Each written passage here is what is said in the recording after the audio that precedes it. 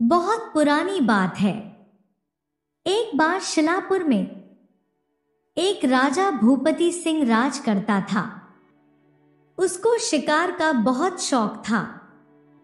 एक दिन जब वे जंगल में कुछ दूर शिकार करने गया तो उसको एक ऐसा जानवर मिल गया जिसको वे मारना चाहता था। तो वो उसका पीछा करने लगा। आखिरकार पीछा करते करते वो थक गया और रुक गया। उसने देखा कि वो तो एक बहुत ही सुंदर बगीचे में पहुंच गया है। उस बगीचे के साथ साथ ही एक सड़क जाती थी जिस पर एक लड़की अकेली चल रही थी। राजा भूपति उसको देखकर बोला, यकीनन शादी के बाद तुम्हारे जैसे पत्नी को मैं यहाँ जंगल में अकेला छोड़ सकूंगा। लड़की कुछ गुस्से से बोली, क्या सचमुच में तुम जैसे शादी करूंगी और बेटा पैदा करूंगी जो तुम्हारी ही बेटी से शादी करेगा? उसके इस तुरंत और होशियार जवाब से राजा भूपति सिंह को बड़ा आश्चर्य हुआ और वह बगीचा छोड़कर अपने घर चला गया। अपने घर आकर उसने उस सुंदर लड़की के बारे में जानकारी हासिल करने की कोशिश की। राजा भूपति की एक आदमी ने बताया कि वो लड़की कोई राजकुमारी थी और अक्सर ही उसी बगीचे में आया करती थी जहां राजा ने उसको देखा था। जब शीलापुर के राजा ने ये सुना, वे बोला कि वो उससे शादी करेगा। राजा भूपति ने अपने कुछ आदमियों को, जो शादी करवाने में बहुत होशियार थे, तुरंत ही इस शादी को पक्का करने के भेज दिया। वो आदमी तुरंत ही चल दिए और जैसे ही वे राजकुमारी यमुना के यहाँ पहुंचे तो उन्होंने वहां के राजा सुमाली से मिलने इच्छा प्रकट की। वहां पहुंचकर उन्होंने राजा सुमाली को झुककर प्रणाम किया और कहा कि हम अपने राजा की तरफ से एक खास वजह से आपके पास आए हैं। वे बोले, हमको हमारे शिलापुर के भले और कुलीन राजा भुपति ने अपने लिए आपकी पुत्री के रिश्ते के लिए भेजा है। हमारे राजा भुपति की अच्छाइयाँ, ताकत और धन संपत्ति तो आपसे छिपी नहीं है। हम आपसे प्रार्थना करते हैं कि आप इस शादी की इजाजत देकर हमको यहाँ से जाने की इजाजत दे। राजा सुमाली थोड़ी देर रुककर बोला, तुम लोगों ने जो कुछ कहा है फिर मैंने सुना। मैं कल तुम्हारी बात का जवाब दूंगा। अगले दिन उसने अपनी पत्नी और वजीर से सलाह की। दोनों ने उस रिश्ते के लिए हामी भर दी। तो राजा सुमाली ने उन आदमियों को बुलवाया और उनसे कहा कि वे अपने राजा से कह दे कि हमें उनका रिश्ता मंजूर है। ठीक समय पर दोनों की शादी कर दी जाएगी।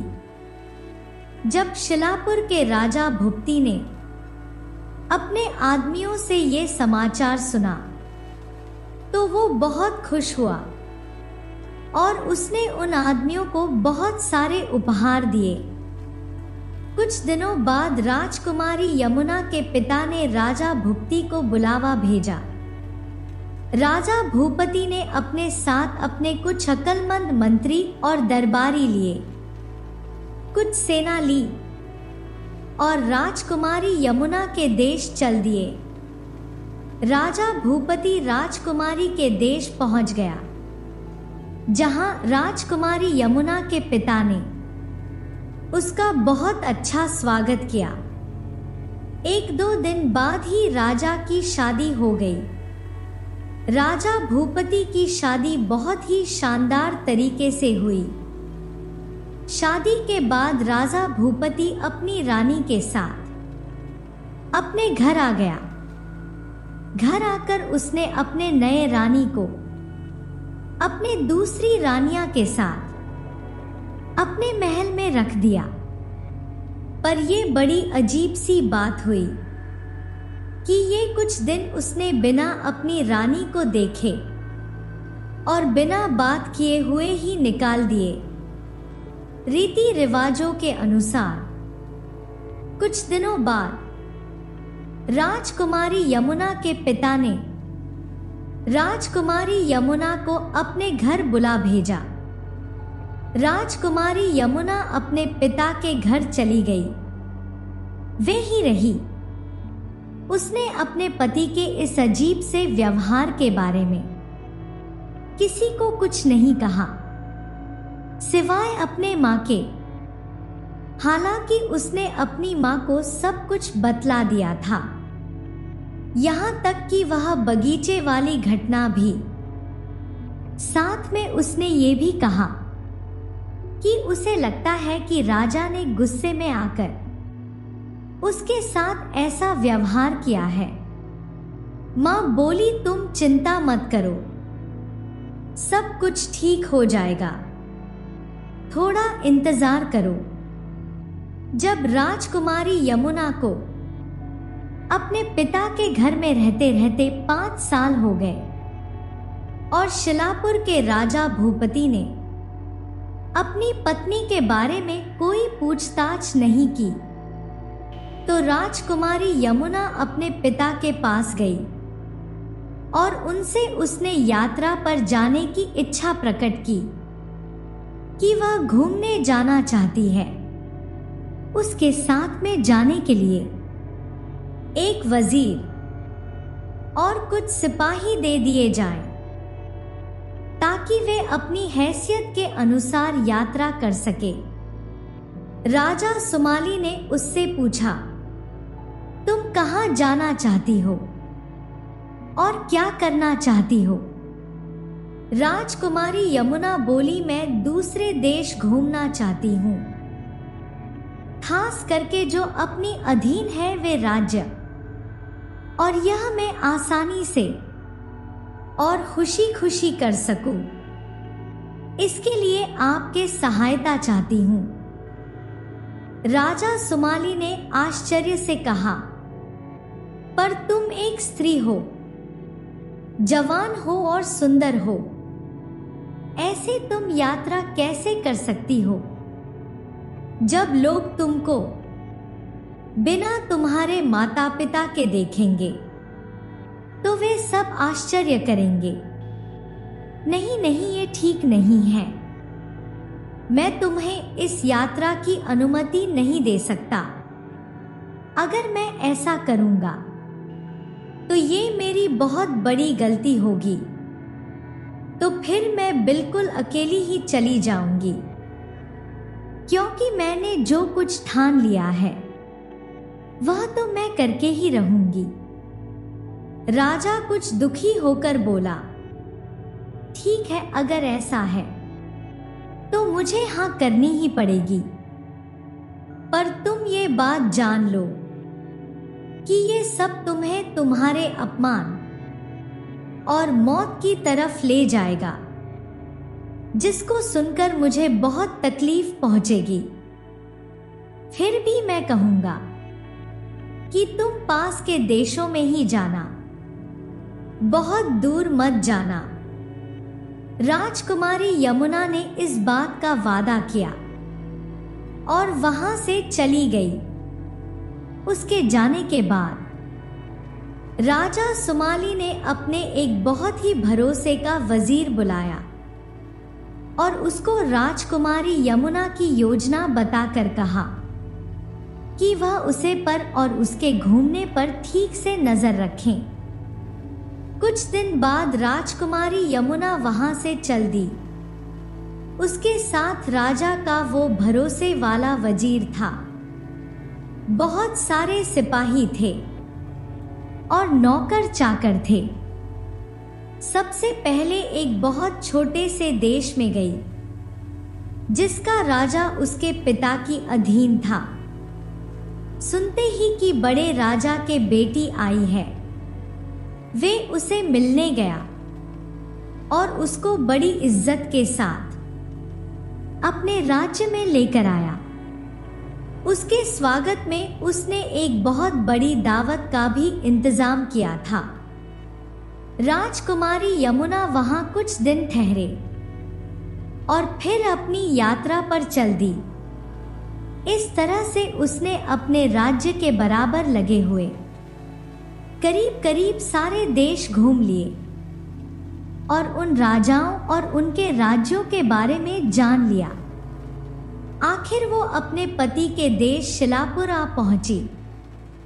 वो उसे देश को भी देखना चाहती थी, उसका दरबार, उसका बाजार, उसका व्यापार और भी कुछ जो उसके जाने लायक था।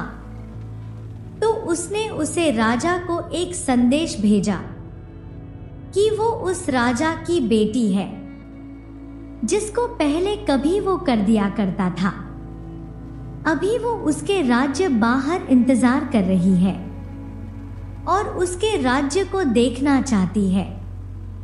शिलापुर के राजा भूपति को जब ये संदेश मिला तो उसने अपने मुनीम और कुछ सैनिकों को बुलाया और जहां राजकुमारी यमुना का डेरा लगा हुआ था उस तरफ तुरंत ही रवाना कर दिया।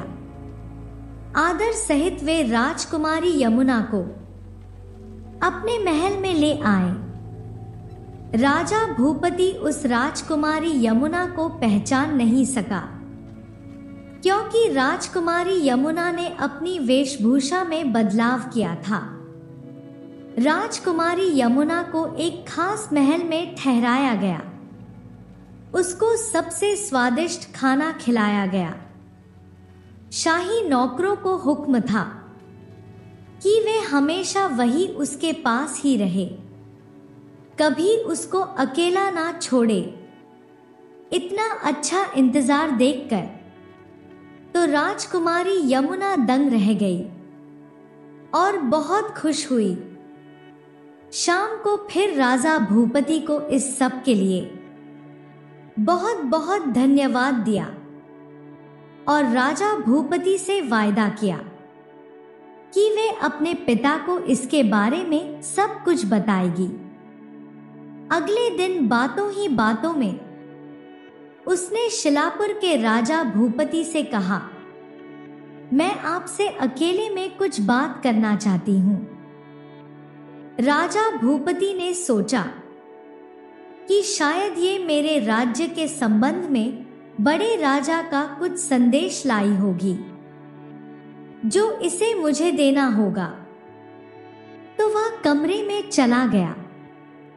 पर इधर क्या था कि राजकुमारी यमुना को उससे प्यार हो गया था। तो यही कहने के लिए उसने उसको अकेले में बुलाया था ताकि वे उसको वहां जब तक राजकुमारी यमुना का जी चाहे रहने की इजाजत दे दे और बराबर उससे मिलता रहे।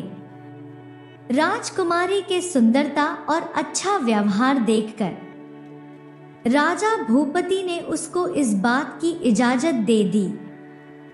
अब वे अक्सर उसके पास आने लगा। इस तरह कई महीने बीत गए। एक दिन राजकुमारी यमुना ने अपने देश जाने की इच्छा प्रकट की। उसकी दलील ये थी कि उसको और भी कई काम करने थे जिनको उसे करना था, इसलिए वे अब जाना चाहती थी। फिर भी उसने राजा भूपति से वादा किया कि वो जल्दी से जल्दी शिलापुर लौटेगी। अपने प्यार की याद के लिए उसने राजा भूपति को अपनी एक अंगूठी दी और उनसे उनकी एक अंगूठी मांग ली। राजा भूपति ने उसको अपनी अंगूठी दी और प्यार से विदा किया। राजकुमारी यमुना ने शिलापुर छोड़ा और तुरंत ही अपने देश लौट आई। उसको सही सलामत वापस आया देखकर सभी लोग बहुत खुश थे। राजा भूपति तो उसकी यात्रा का हाल सुनने के लिए बहुत ही उतावला हो रहा था। उसने ये भी स्वीकार किया कि वो उसकी इन देशों की यात्रा से बहुत खुश था। राजकुमारी की मां को इस बात की बहुत खुशी थी कि उसकी बेटी को बच्ची की आस हो गई थी। समय पर राजकुमारी यमुना ने एक पुत्र को जन्म दिया जिसका नाम मनोज रखा गया।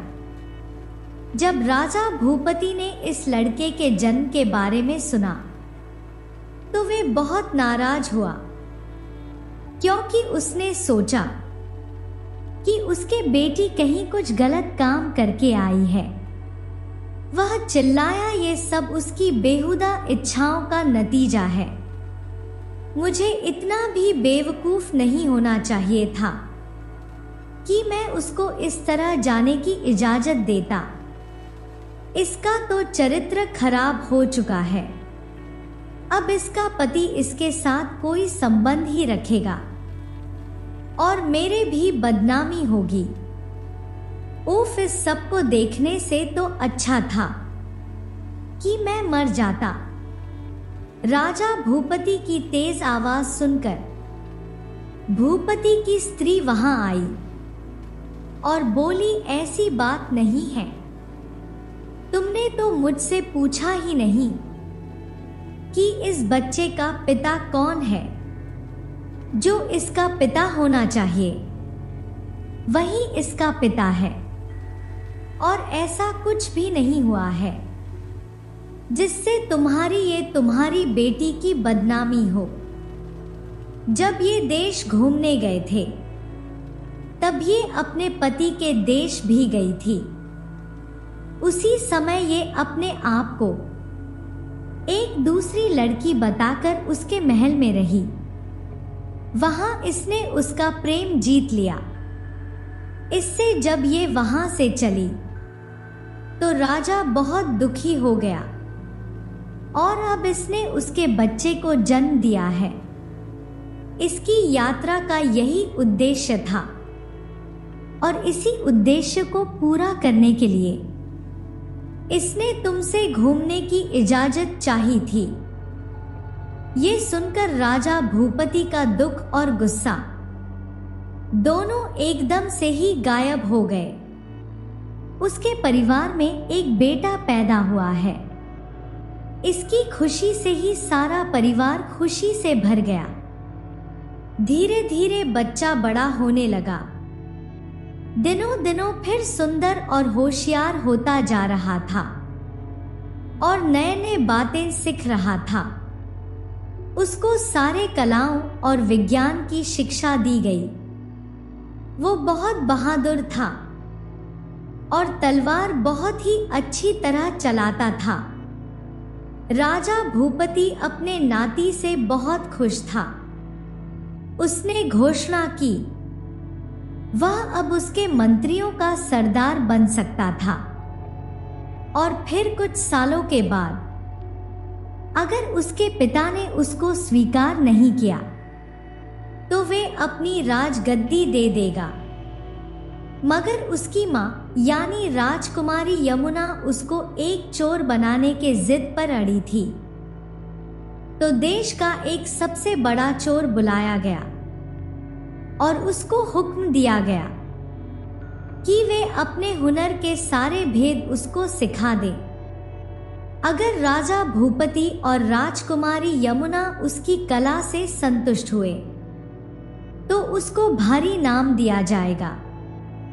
चोर करण ने कहा कि वो उसको अपने कला के सारे भेद सीखने की पूरी कोशिश करेगा और उसे आशा है कि कुछ ही महीना में वे उसको दुनिया का सबसे बड़ा चोर बना देगा।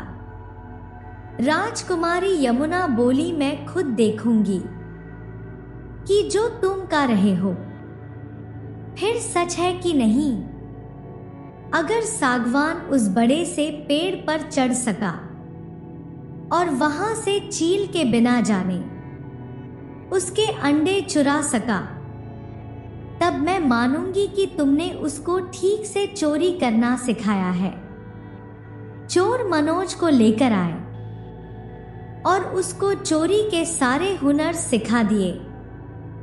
फिर वो उसको शाही महल में लेकर आया और बोला, जाओ और अपनी माँ की इच्छा पूरी करो। मनोज तुरंत गया और पल भर में ही उस पेड़ पर चढ़ गया जिस पर एक चील अपने अंडे से सो रही थी। मनोज ने इस होशियारी से चील के नीचे हाथ डालकर उसके अंडे चुरा लिए कि उसको पता ही नहीं चला। वे तो बहुत देर तक शांत और बिना हिले डुले ही बैठी रही। मनोज पेड़ से उतरा और उसके अंडे लाकर अपनी मां को दे दिए।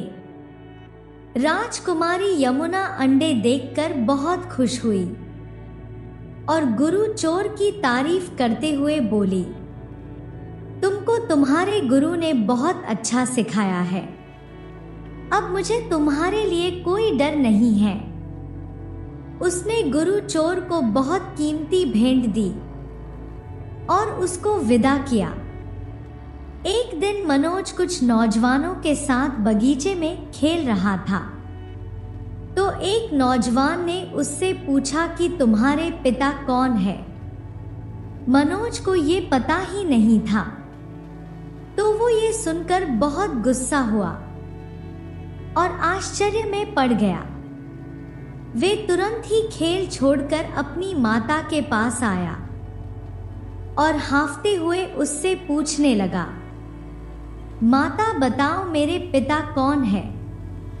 राजकुमारी यमुना बोली, बेटा तुम शिलापुर के राजा भूपति के बेटे हो, जिनसे मेरी शादी हुई थी, पर उन्होंने मुझे बड़ी बेरहमी के साथ छोड़ दिया। मनोज बोला कि ये सब मुझे पहले क्यों नहीं बताया, और मेरे नाना ने तुम्हारी इस बेइज्जती का बदला अपनी तलवार से क्यों नहीं लिया। राजकुमारी यमुना बोली, जल्दी करने की जरूरत नहीं है, और अगर दूसरे साधन हाथ में हो तो किसी को घायल करने या मरने के भी बिल्कुल जरूरत नहीं है। अब तुम बहुत ही चतुर और होशियार बच्चे हो गए हो। तुम अब अपने पिता के देश जाओ और वहां जाकर अपने बाप के प्रिय बन जाओ, ताकि फिर तुम्हें किसी ऊंचे पद पर नियत कर दे और अपने बेटी की शादी तुमसे करने के लिए तैयार हो जाए। जब बात यहां तक पहुंच जाए तब तुम मुझे बुला लेना। मैं आकर राजा को सब बातें बताऊंगी, जिससे उनको ये विश्वास हो जाएगा कि वे गलती कर रहे थे। फिर शायद वे अपनी निकली हुई स्त्री को अपने घर वापस बुला ले और अपने बहादुर और होशियार पुत्र को राजगद्दी दे दे। मनोज बोला, ठीक है, मैं इस काम के लिए अपनी पूरी बुद्धि से कोशिश करूंगा। और ये कहकर वे तुरंत ही शिलापुर के लिए रवाना हो गया। राजा भूपति के महल में जाकर उसने सबसे पहला काम यह किया कि उसने राजा भूपति के दरबार से दोस्ती की। उसकी ये दोस्ती इतनी बड़ी कि वह दरबार मनोज के लिए कुछ भी करने के लिए तैयार था। एक दिन दरबार ने मनोज से पूछा कि क्या वह राजा भूपति के महल में नौकरी करना चाहेगा, क्योंकि वो चाहता था कि वे राजा भूपति के महल में राजा की सेवा करें। मनोज ने उसको धन्यवाद दिया और कहा, हाँ हाँ क्यों नहीं, वह भी राजा भूपति के महल में राजा का काम करना पसंद करेगा।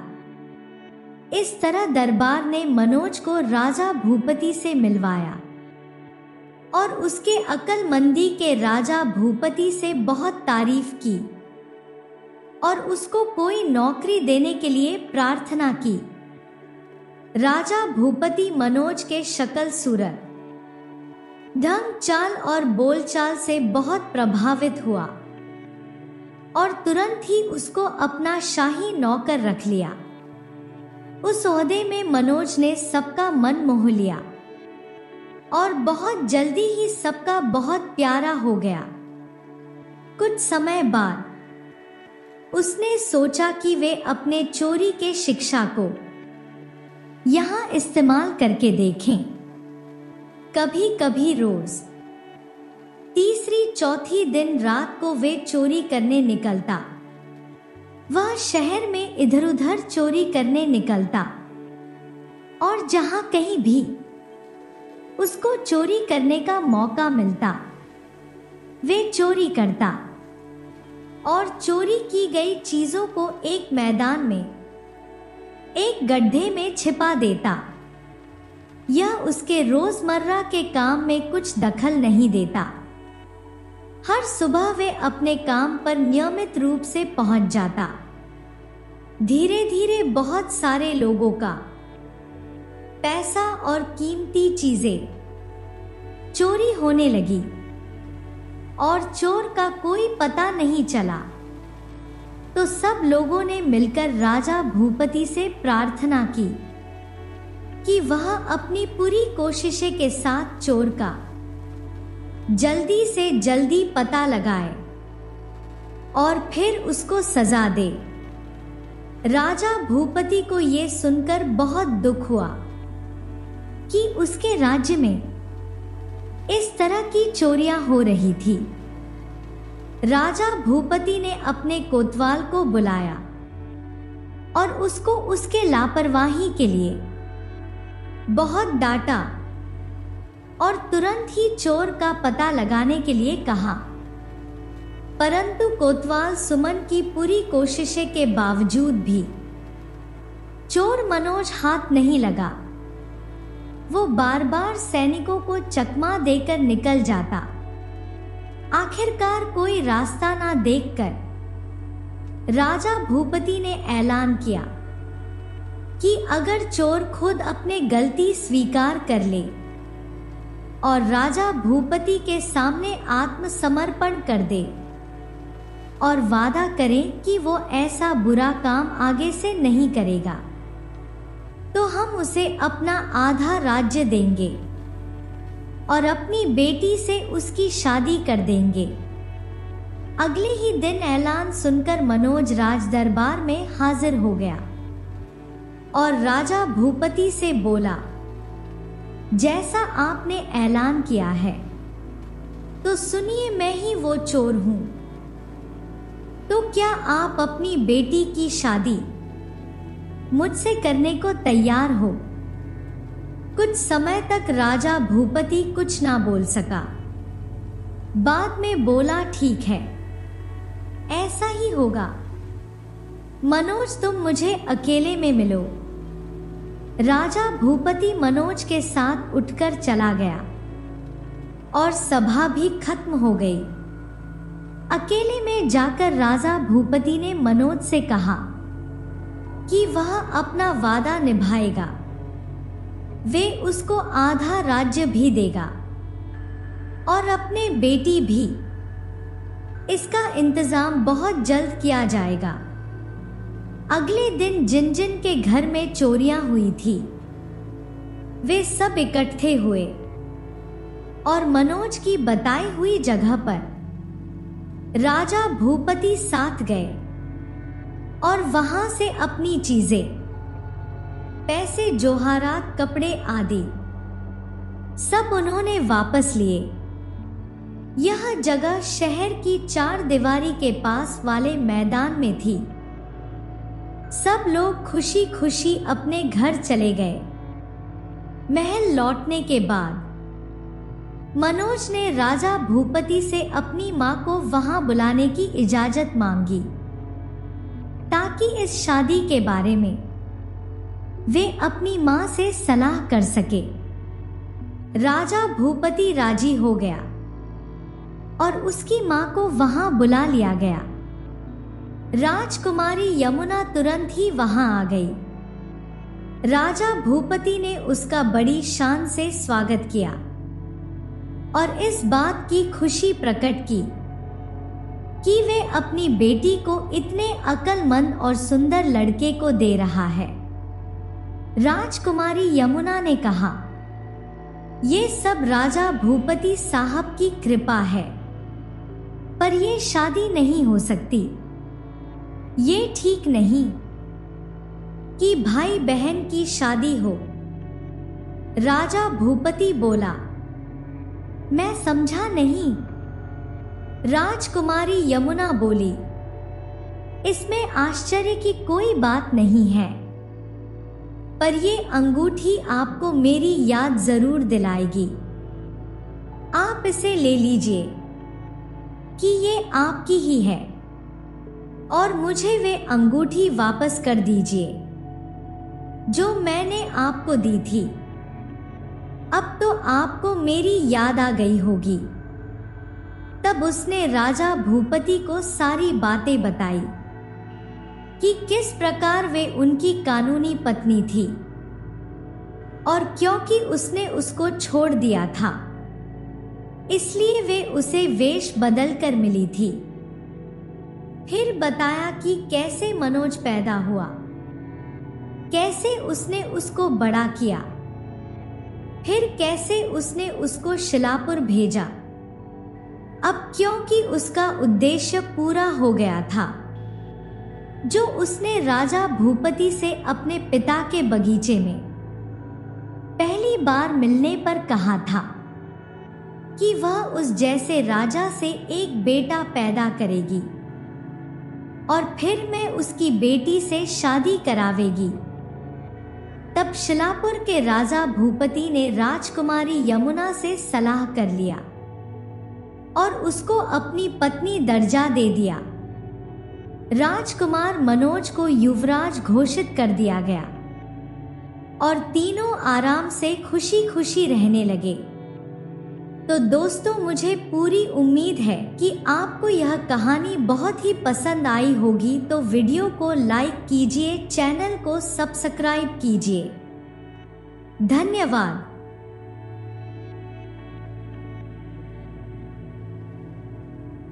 हजारों वर्षों पुरानी बात है जब शिवानपुर नाम के एक राज्य पर राजा रंजीत सिंह का राज था।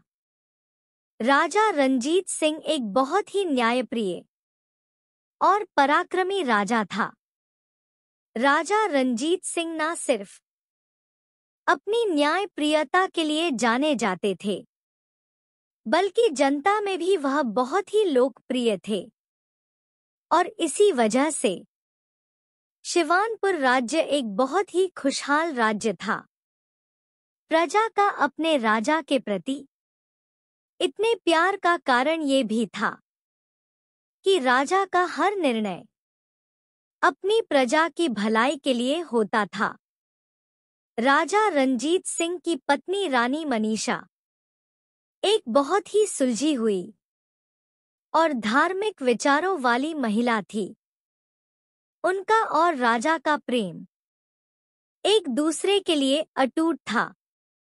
दोनों एक दूसरे के साथ हर सुख दुख में खड़े रहते। हालांकि उनके जीवन में सब कुछ था, धन दौलत सम्मान ऐशो आराम, मगर एक ऐसी चीज की कमी थी जो उनके दिल को हर रोज कचोती थी, और वो कमी थी संतान की कमी।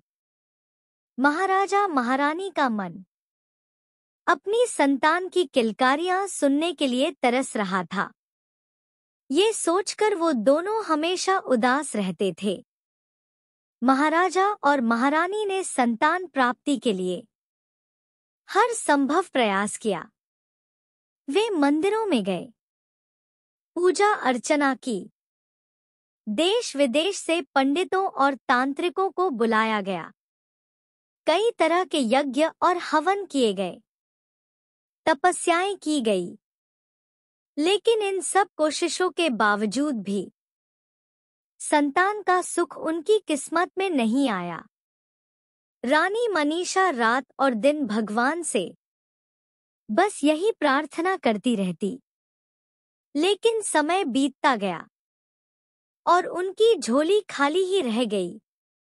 राजा रंजीत सिंह को अब ये चिंता सताने लगी थी कि उनके बाद इस राज्य का वारिस कौन होगा, कौन उनके राज्य की बागडोर को संभालेगा। एक दिन जब महाराजा और महारानी अपने महल के बगीचे में बैठे हुए थे, तभी महल में एक पंडित का आगमन हुआ।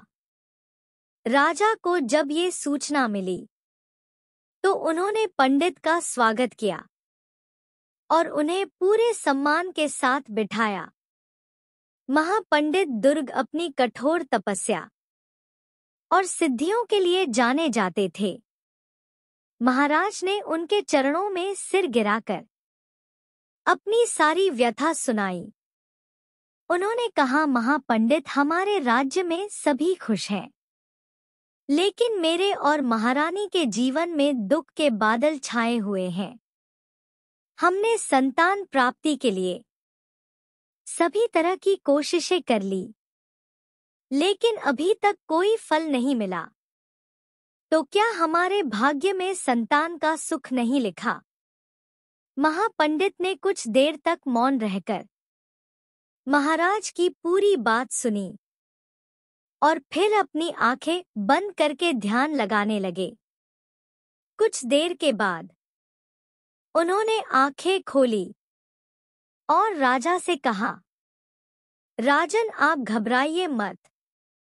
भगवान ने अब तुम्हारी पुकार सुन ली है।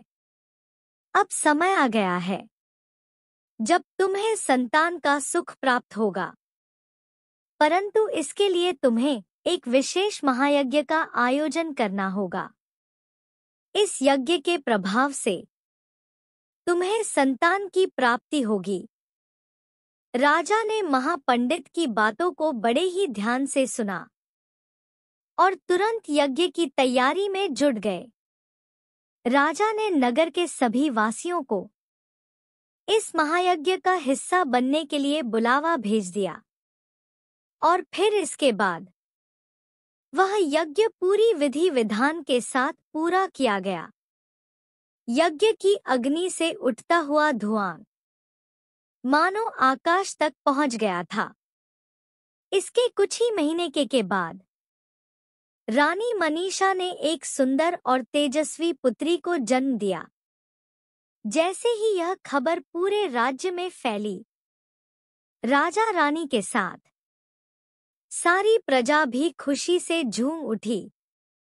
राज्य में चारों तरफ उत्सव का माहौल बन गया। राजा ने पूरी प्रजा के लिए एक महाभोज का आयोजन किया। सड़कों पर ढोल नगाड़े और मंदिरों में घंटियां बजने लगी। हर घर में मिठाइयां बांटी जाने लगी। पूरे राज्य ने मिलकर इस खुशी का जश्न मनाया। राजा रानी अपनी छोटी सी बिटिया को पाकर बहुत ही खुश थे। नन्ही राजकुमारी का नाम चांदनी रखा गया और सचमुच वह उनकी आंखों का तारा बन गई थी। चांदनी धीरे धीरे बड़ी होने लगी और जैसे जैसे वो बड़ी होती गई, उसकी सुंदरता और उसकी गुणों के चर्चे पूरे राज्य में फैलने लगे। वो न केवल रूपवती थी, बल्कि बुद्धिमान भी थी। उसकी मधुर वाणी ने सबका मन मोह लिया था। राजा और रानी जब भी उसे देखते तो उनका दिल खुशियों से भर जाता। वो हमेशा ईश्वर का धन्यवाद करते कि ईश्वर ने उनकी प्रार्थना सुन ली और उनके जीवन की सबसे बड़ी इच्छा पूरी कर दी। परंतु कहते हैं ना कि जीवन में सुख के साथ साथ दुख भी आता है। एक दिन अचानक राजकुमारी मनीषा की तबीयत खराब हो गई। पहले तो राजा रंजीत सिंह को लगा कि ये कोई साधारण सी बीमारी है, लेकिन धीरे धीरे राजकुमारी की हालत खराब होती चली गई।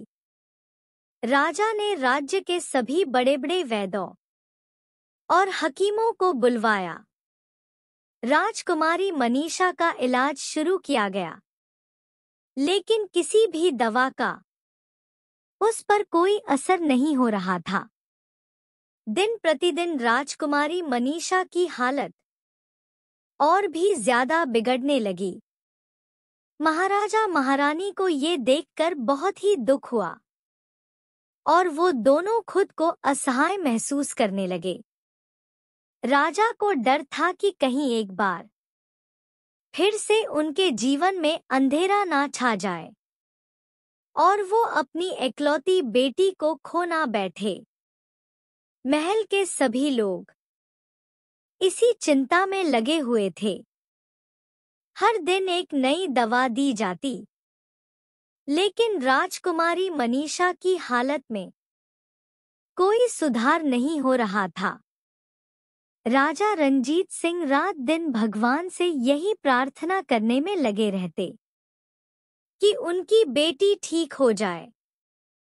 लेकिन जैसे जैसे समय बीतता गया, उनकी आशा अब धुंधली होने लगी थी। उन्हें ऐसे लगने लगा कि भगवान एक बार फिर से उनकी कठोर परीक्षा ले रहा है। एक दिन राजमहल के दरवाजे पर एक आदमी आया जो बहुत ही साधारण से कपड़े पहने हुए था। देखने में वो कोई देहाती सा मालूम पड़ता था, परंतु उसकी आंखों में एक अनोखी सी चमक थी। वो आदमी महल के दरवाजे पर खड़ा होकर जोर जोर से पहरेदार से ये गुजारिश करने लगा कि मुझे राजा रंजीत सिंह से मिलने दिया जाए।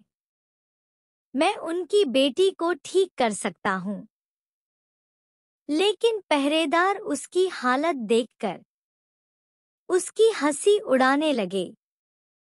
उनमें से एक ने कहा, क्या तुमने अपनी हालत नहीं देखी?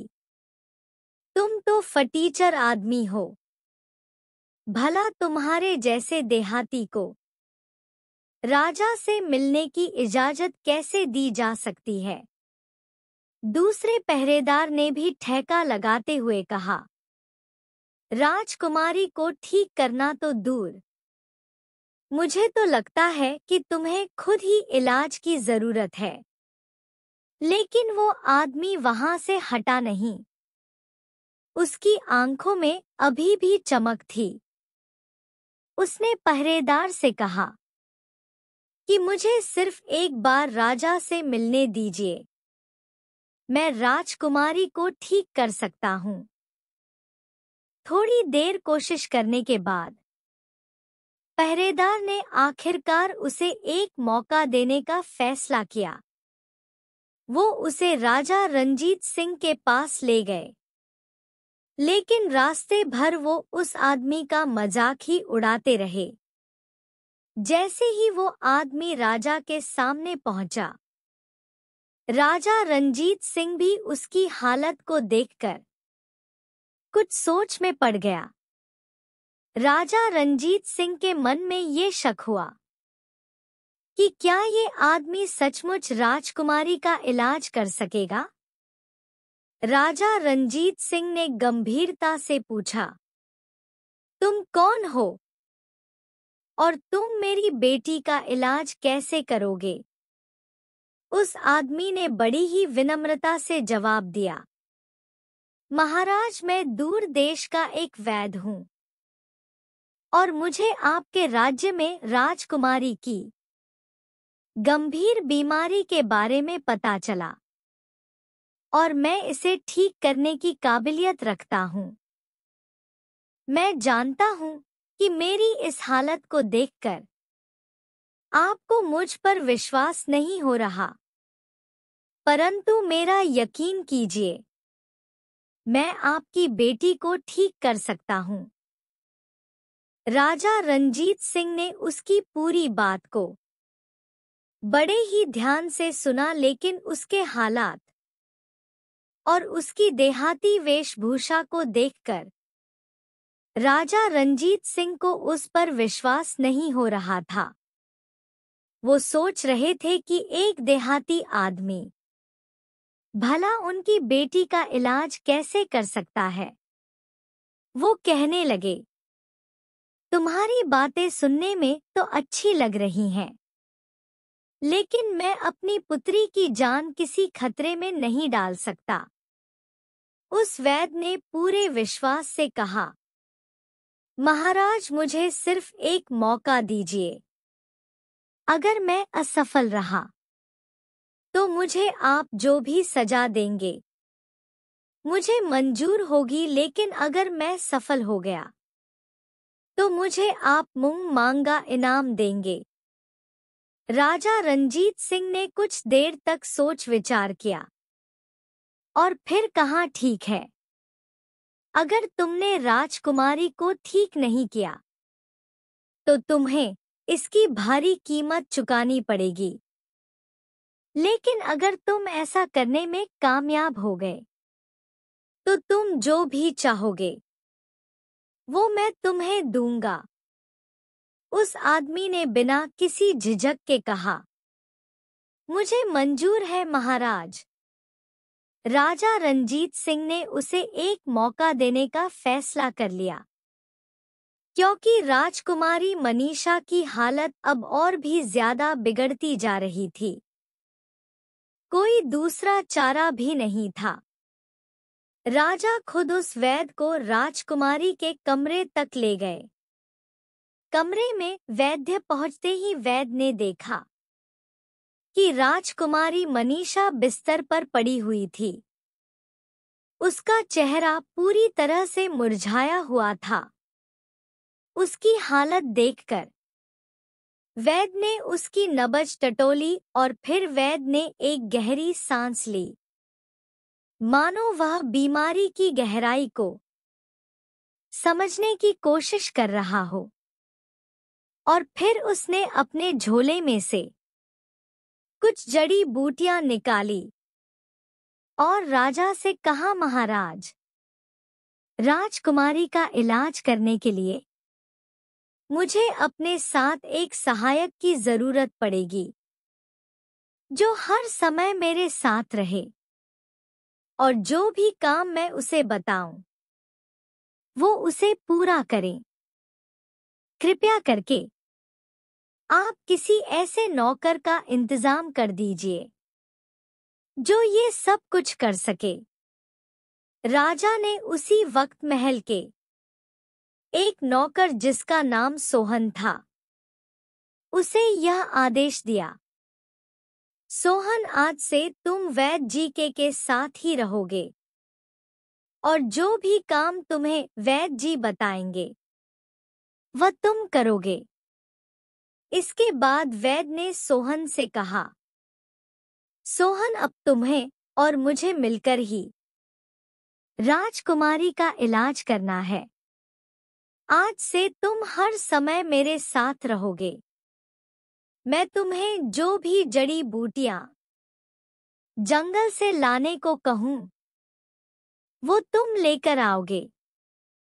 उन्हें पीसना, उनकी दवा तैयार करना, ये सब तुम्हारा काम होगा और हम दोनों मिलकर राजकुमारी को स्वस्थ कर देंगे।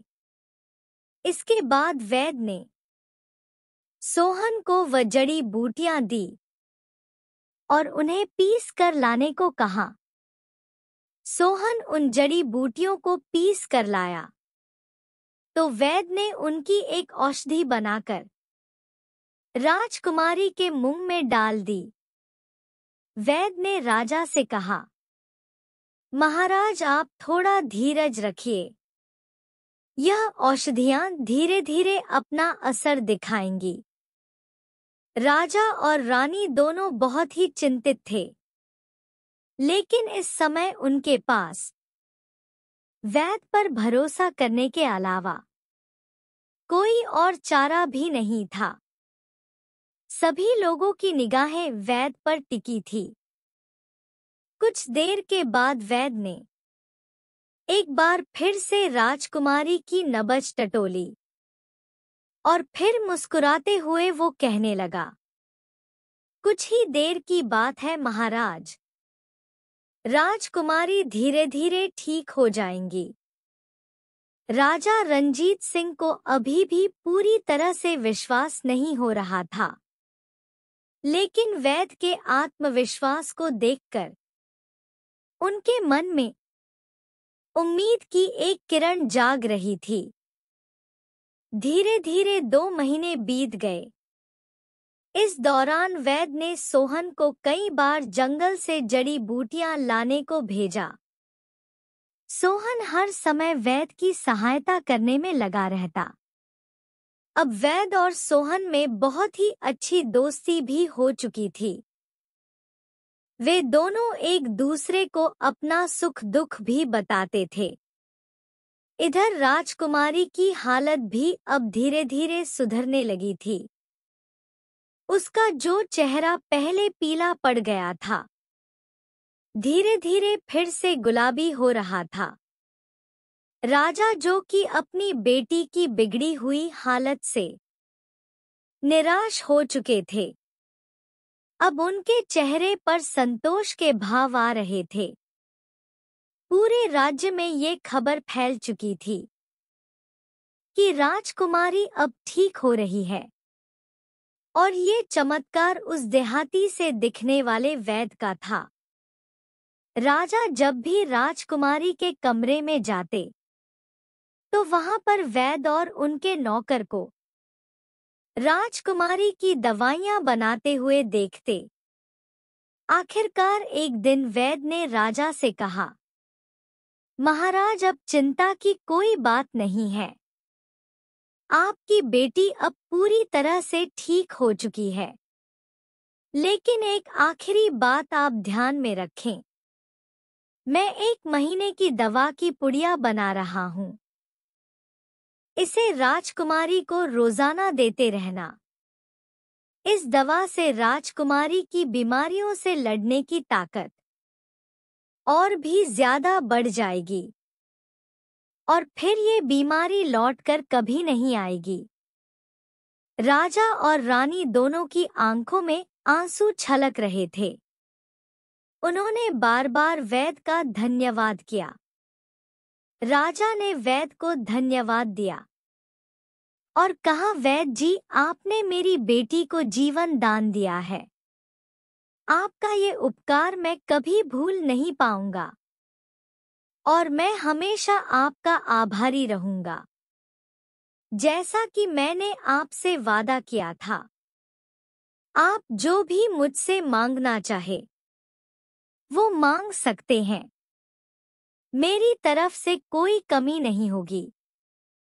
ये सुनकर वैद ने पहले तो गंभीरता से राजा की तरफ देखा और फिर धीरे से मुस्कुराया। उसकी मुस्कुराहट में कुछ ऐसा था जो राजा को संदेह में डाल रहा था। वैद ने बड़े ही शांत भाव से कहा, महाराज, मैं आपसे एक बार फिर गुजारिश करता हूं कि आप अपनी बात पर सोच विचार कर लें, क्योंकि जो चीज मैं आपसे मांगने वाला हूं वो आपको बहुत बड़ी लग सकती है, लेकिन आप अपने वादे पर कायम रहेंगे ना? राजा, जो अब तक उसे एक साधारण वैद मान रहा था, उसकी बातें सुनकर वो थोड़ा चौंक गया, लेकिन उसने पूरे विश्वास से कहा, वैद जी, तुम्हारी सेवा और समर्पण के सामने कोई भी मांग बड़ी नहीं हो सकती। बोलो, तुम्हें क्या चाहिए? वैद धीरे से मुस्कुराया और बोला, राजन, मुझे राजकुमारी मनीषा का हाथ चाहिए। ये सुनते ही कमरे में सन्नाटा छा गया। राजा की आंखें गुस्से से लाल हो गई। राजा कुछ पलों तक कुछ नहीं बोला, लेकिन उसके चेहरे पर गुस्से की लहरें साफ दिखाई दे रही थी। फिर अचानक उसने अपनी गरजती हुई आवाज में कहा, तुम होश में तो हो? तुम ये क्या कह रहे हो? अगर तुमने मेरी बेटी की जान ना बचाई होती, तो मैं ऐसी गुस्ताखी के लिए तुम्हारा सिर धड़ से अलग कर देता।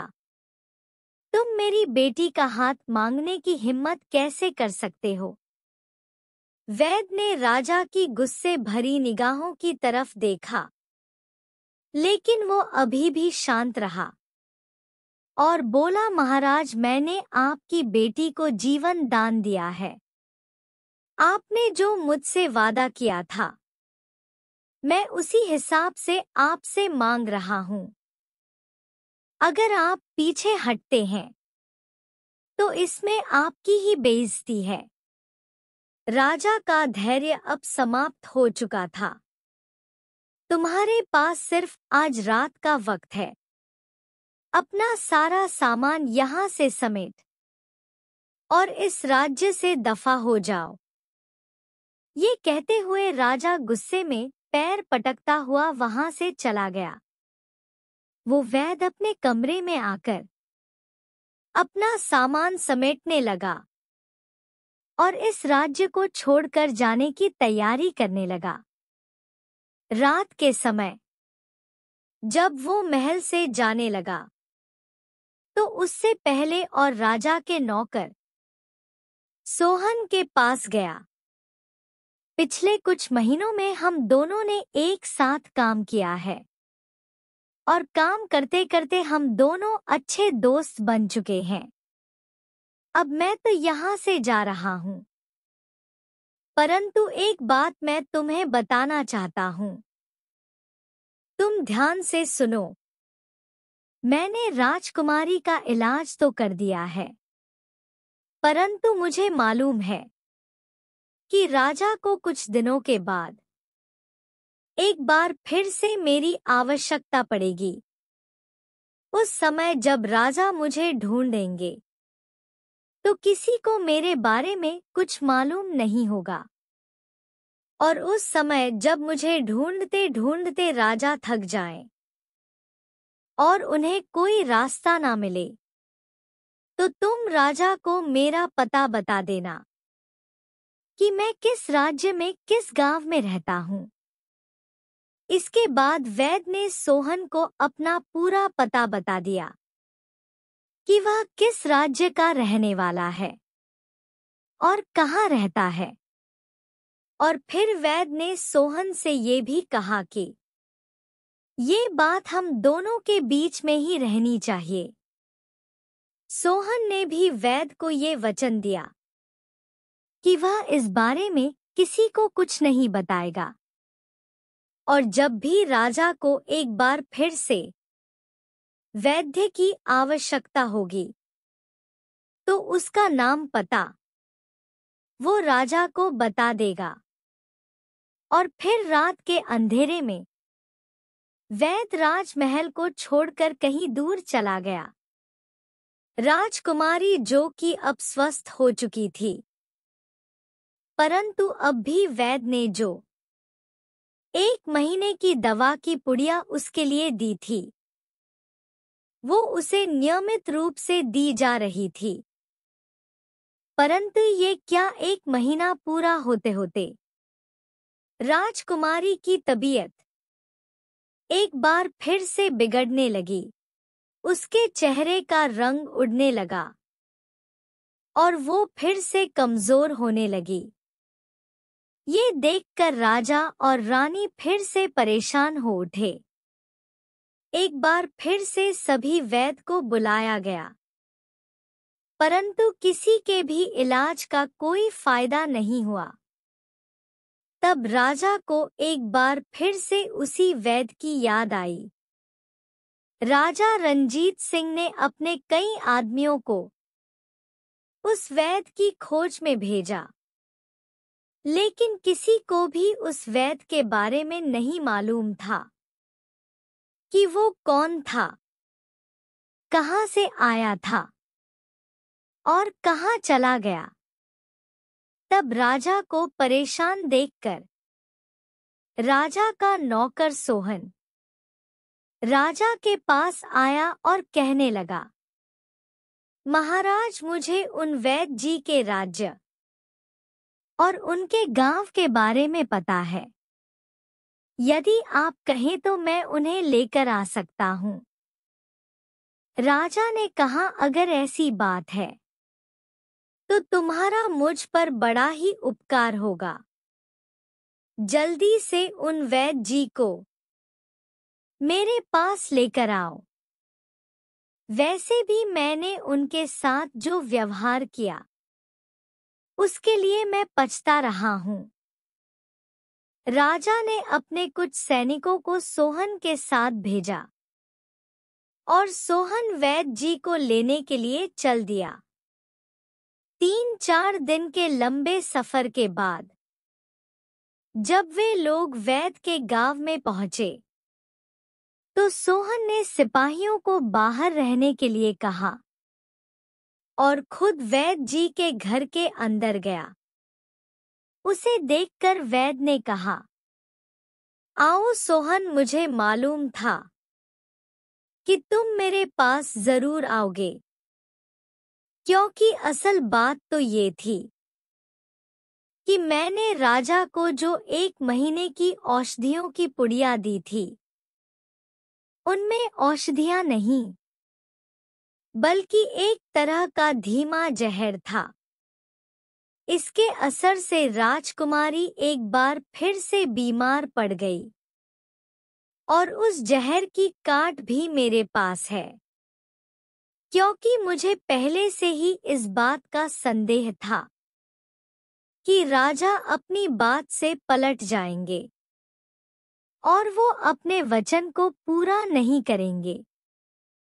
इसीलिए मैंने औषधि की जगह धीमे जहर की पुड़िया दी थी।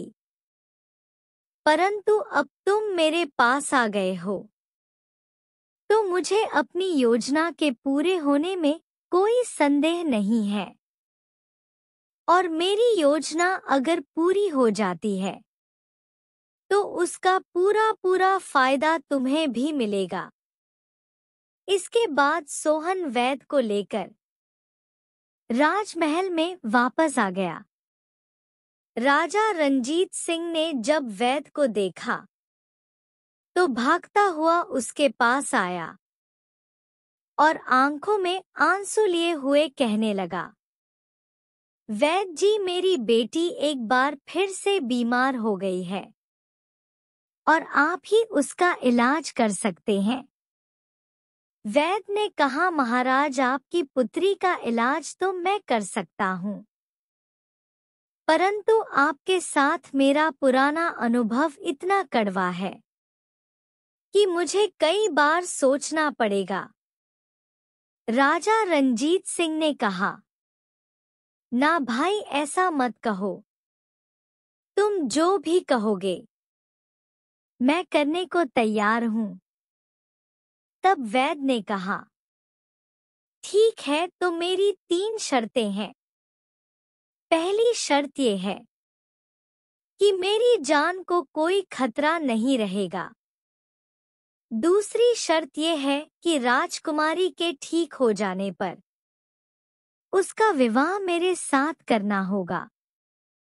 और तीसरी शर्त ये है कि आपको एक ऐसी सभा बुलानी होगी जिसमें आपके दरबार के सभी मंत्री दरबारी, राज्य के सभी प्रमुख और प्रतिष्ठित लोगों के अलावा राज्य की आम जनता भी होगी।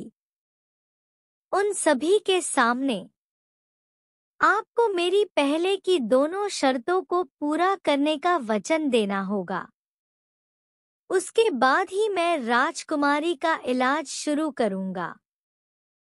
राजा रंजीत सिंह ने कहा, ठीक है, मुझे भी अपनी गलती का एहसास है और मैं तुम्हारी सभी शर्तों को मानने को तैयार हूँ। और कुछ ही घंटों में राजमहल के बाहर के मैदान में एक बहुत बड़ी सभा बुलाई गई, जिसमें राजा रंजीत सिंह और उसके मंत्रियों के अलावा शहर के सभी जनता के सामने राजा ने ये वचन दिया कि मैं राजकुमारी का विवाह इन वैद्य जी के साथ करने की प्रतिज्ञा करता हूँ, और साथ ही राजमहल में वैद्य जी की जान को किसी तरह का कोई खतरा नहीं होगा। और फिर वैद्य ने तुरंत ही राजकुमारी का इलाज शुरू कर दिया। असल में राजकुमारी को कोई बीमारी तो हुई ही नहीं थी, बल्कि ये तो वैद्य के द्वारा दिए गए उस धीमे जहर का असर था, जिससे राजकुमारी बीमार बढ़ गई थी। और फिर धीरे धीरे वैद्य ने अपनी औषधियों के द्वारा उस जहर का असर खत्म कर दिया। राजकुमारी एक बार फिर से अब स्वस्थ हो चुकी थी। राजा वैद्य की इस योजना से बिल्कुल अनजान था, और मन ही मन अब उसे इस बात का पछतावा भी था कि उसे पहले ही वैद्य की बात को मान लेना चाहिए था। कुछ दिनों के बाद जब राजकुमारी एक बार फिर से स्वस्थ हो गई, तो राजा ने अपने वचन के अनुसार वैद्य का विवाह राजकुमारी से करवा दिया। वो वैद्य अब राजा का दामाद बन चुका था, और अपने दामाद की सिफारिश पर राजा ने अपने नौकर सोहन को एक मंत्री का पद दे दिया। और इस तरह से उस चालाक वैद्य ने ऐसी योजना बनाई कि राजा को अपना वचन पूरा करने के लिए मजबूर होना पड़ा। तो दोस्तों, मुझे पूरी उम्मीद है कि आपको यह कहानी बहुत ही पसंद आई होगी। तो वीडियो को लाइक कीजिए, चैनल को सब्सक्राइब कीजिए।